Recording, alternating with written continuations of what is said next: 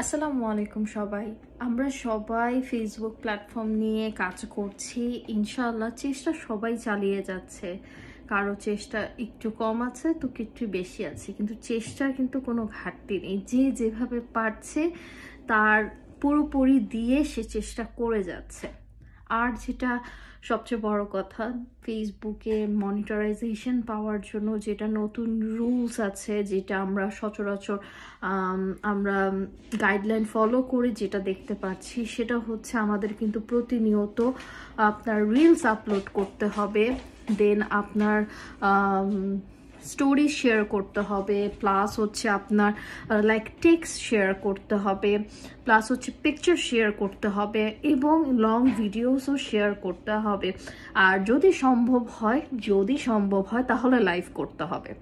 So live is not mandatory, but করলে খুবই ভালো। এটাতে একটা এঙ্গেজমেন্ট পাওয়া যায়, একটা ভালো রিচ ভ্যালুজ আসে, ইভেন দো আপনার স্টারসও অনেক ভালো আসে, অনেকগুলা উইকলি চ্যালেঞ্জ স্টার চ্যালেঞ্জেসগুলোও ফুলফিল হয়।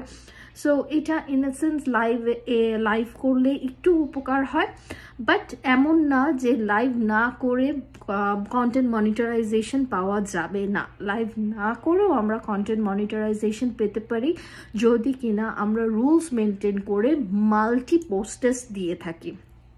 সো আমরা অবশ্যই চেষ্টা করে যাব যে প্রতিনিয়ত আমরা মাল্টিপারপাস পোস্টগুলো অবশ্যই আপলোড করার জন্য, যাতে করে আমাদের একটা রিচ এঙ্গেজমেন্ট হবে, ইভেন দো আমরা একটা ভালো ফলোয়ার্সও গেইন করতে পারবো।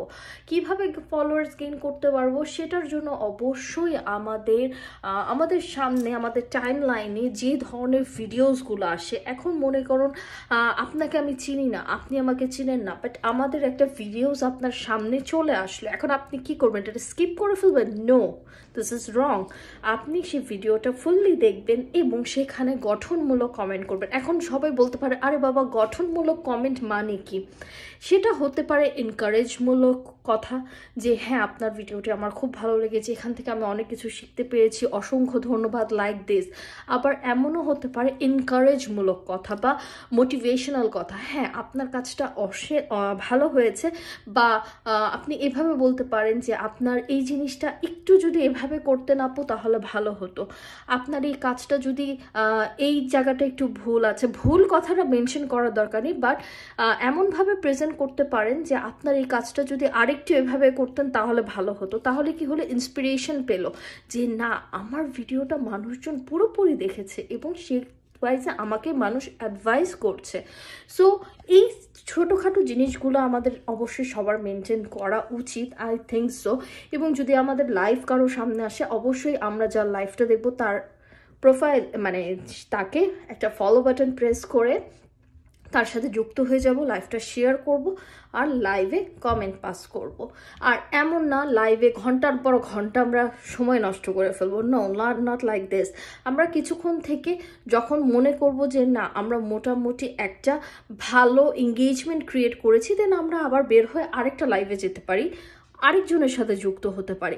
একজনের লাইভে যে 4-5 ঘন্টা বসে থাকতে হবে এটা কিন্তু ম্যান্ডেটরি না। সো আমাদের সবার লাইভই ঘুরতে হবে, আমাদের সবার পরিবারের সাথেই যুক্ত থাকতে হবে। সো ছোটোখাটো এইসব জিনিসগুলো আমাদের সবার একটু মেনটেন করতে হবে।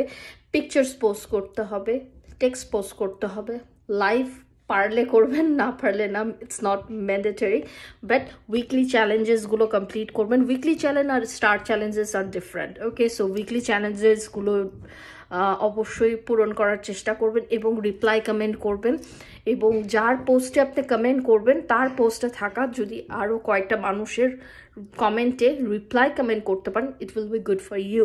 সো আর বেশি কথা বাড়ালাম না, আমি ভাই এত কিছু জানি না, বাট যতটুকু আমি একটু শিখেছি আপনাদেরই দ্বারা, আমি যতটুকু শিখেছি সেখান থেকে কিছু জিনিস আপনাদেরকে শেয়ার করলাম, সাথে আমার একটা লং ভিডিওসও হয়ে গেল।